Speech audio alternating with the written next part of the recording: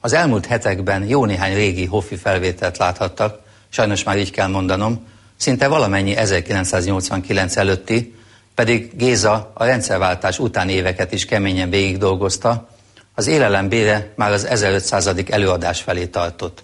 Szerencsére a rádiókabarénak két évente megengedte, hogy műsorának újabb és újabb részleteit felvehesse, és egy észbe velünk együtt lehetett a Fekete Doboz kamerája is 1993. decemberében.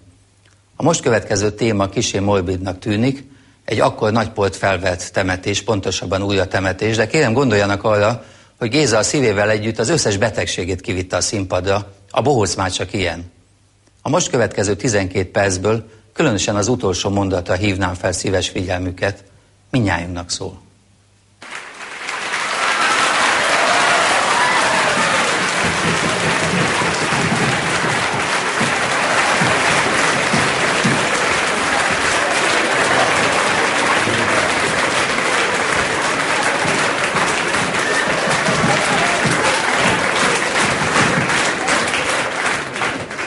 Aranydrága szíveim!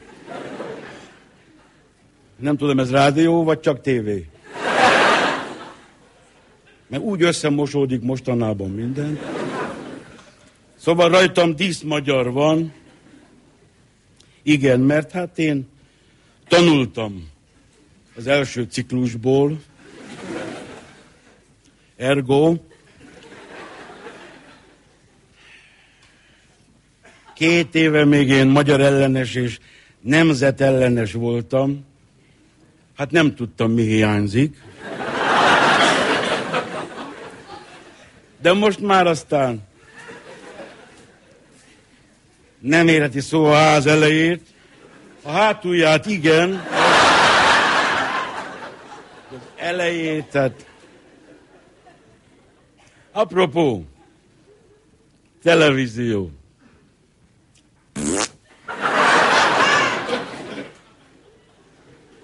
Szóval Ambipúr. Ne bízza a szélre. Na? Hát dögöljek meg, ha ez már nem Európa. Jó. Csodák vannak. Szóval díszmagyar. Amikor ünnepi alkalom van, ilyet kell felvenni, képviselő uraktól és miniszter uraktól láttam, és gondold el, parlament, be kell menni, hát nem kell, de ő bemegy,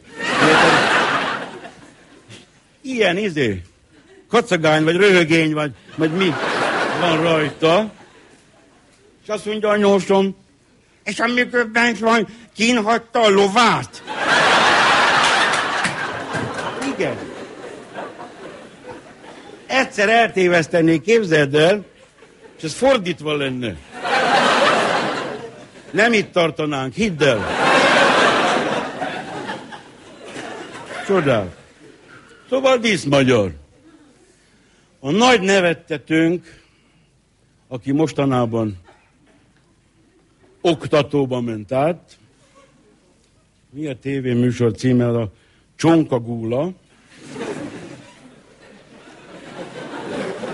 Igen, ő. Azt mondta, hogy csak az órát állítottuk vissza, és nem az időt.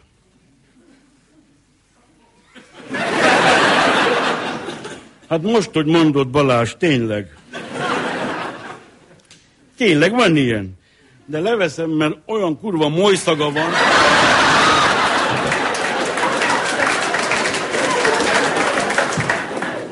Ez valami eszeveszett. És sokan ezt akarják, illetve szeretnék. Hát ez nem úgy megy. Na de lesz választás állítólag.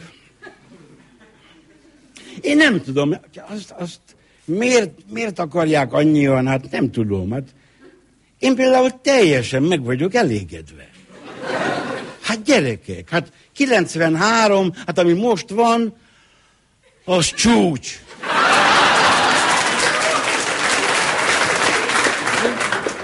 És lesz választás, hát akkor ugye, hogy akkor mi lesz? az majd elnálik. De lesz választás, igen. Anyósomnak is mondtam, hogy igen, mi állandóan társalgunk. Mondom, mama, hát kell, hogy legyen választás. Hát ne vicceljen már, hát jogállamban fogunk élni. Hát jaj, már megint költözünk. Hát Istenbe, magával beszél bele. Hülyeséget. Szeretném tudni azt is, hogyha mondjuk, hát egy pár éve, mondjuk nem magam vagyok csak, mondjuk nem voltunk szar szemét tetves besúgók, tudod? És mondjuk hát senkit nem jelentettünk fel. Igaz, nem is írtuk alá. Na most, 94-ben azért mi még lehetünk magyar emberek? Vagy ez már kizáró? Nem értem. Azt mondja anyósom, hát Géza, ez az. Így van ez. Lassan a szar húzza le a WC-t.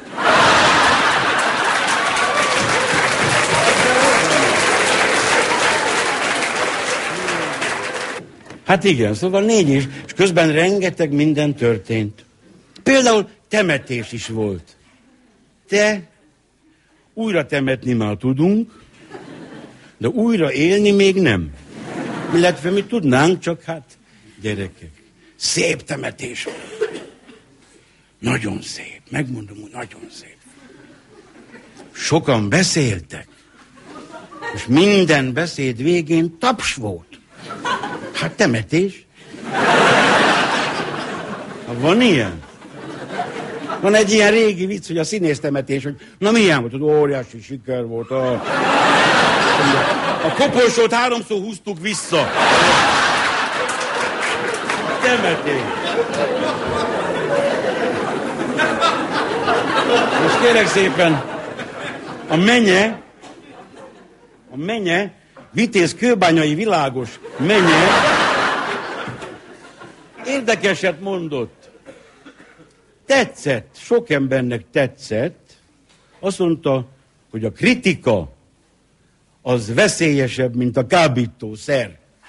Mondta a demokrácia hajnalán, a szabadság elején. Tényleg. Azt mondja anyósom, majd meg fogod látni. Téged meg elvisznek kábítószer csempészetére. Maradjon már, beszél bele mindenben. De szép temetés volt. A kürt, az ezred kürtös az. Emlékszel valami? A takarodót fújta. Ez a dallama, hogy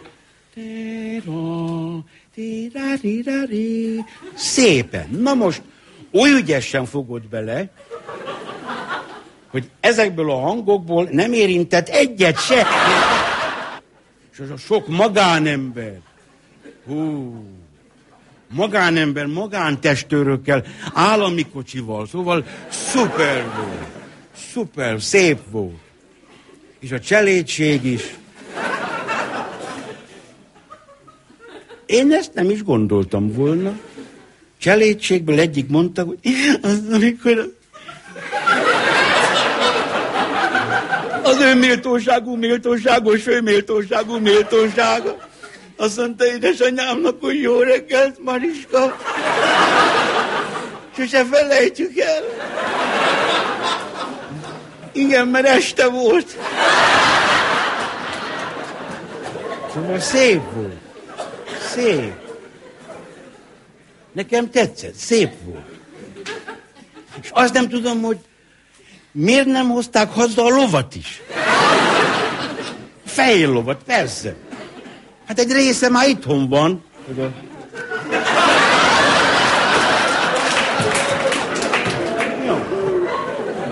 Ez a lófilé. Ezt be lehet tenni a nyugdíjasok borítékjába, tudod? Forint filé. Úgy egymás mellett. Szép volt. És sokan voltak, sokan. Sokkal többen lettek volna, csak még nem érkeztek meg a Donkanyarból, tudod?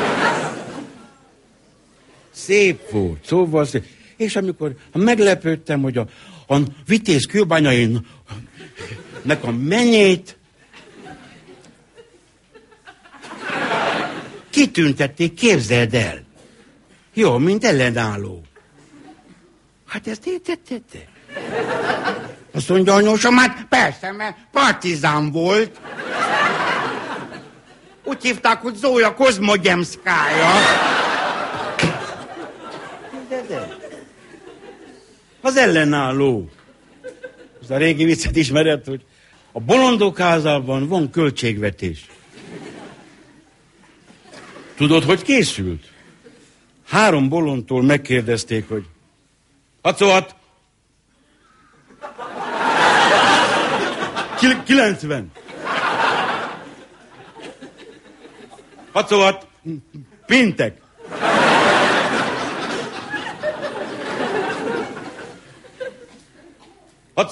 36. Hogy jött ki? 90-ből kivontuk a pénteket.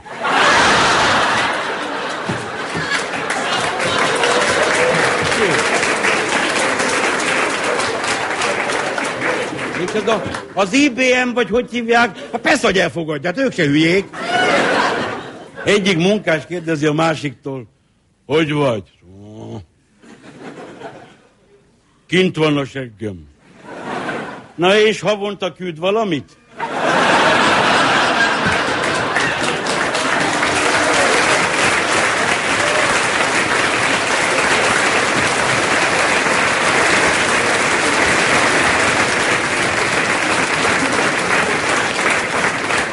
Ha minden igaz, akkor új év lesz. Kívánok mindenkinek jó egészséget, boldog új évet, mindent, és talán oda kellene figyelni a kis muzulmánra, vagy a Mohamedánra, a kis Hortira. Ha már annyira tetszik az apja, meg a nagyapja. Ő mondta azt, hogy most már fel kellene ébredni, mert amiről itt beszélnek, az már mind elmúlt. Amiről 2 hete szó volt, már az is. Most már tessék, gatyát húzzuk föl, nem mi, mert nekünk már nincsen hova, és nincsen gatya. Úgyhogy 94-től végre menjünk előre. Legyen igaz a Balázsnak, hogy nem csak az órát állítottuk vissza, és nem az időt. Csókolom.